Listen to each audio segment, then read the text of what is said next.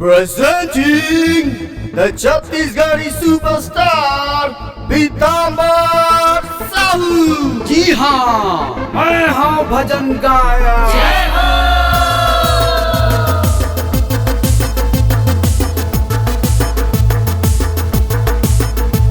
कल नायक न हो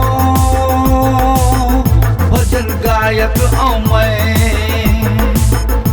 कल नायक न हो भजन गायक आऊं मैं। ये जुल्मी नहीं सुखदायक आऊं मैं। ए बात के मुला हवे खबर, बस भगवान चरण के लायक हूँ मैं। खलनायक न हो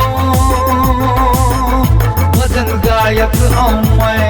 हमर पीताम्बर, हमर पीताम्बर, हमर पीताम्बर, हमर पीताम्बर।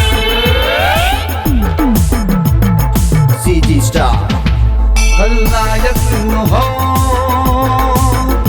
भजन गायक आऊं मैं।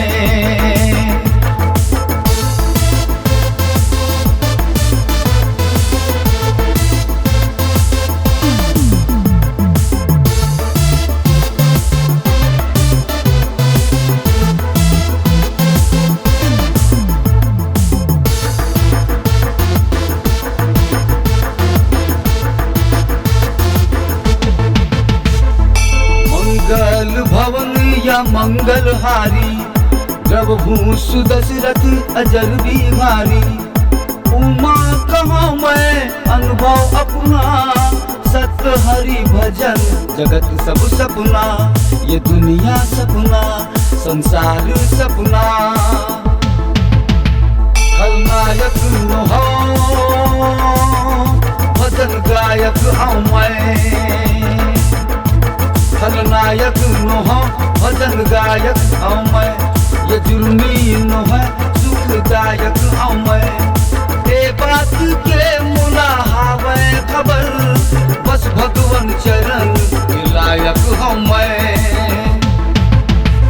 खलनायक न हो भजन गायक आऊं मैं। नायक खलनायक भजन गायक, नायक खलनायक भजन गायक।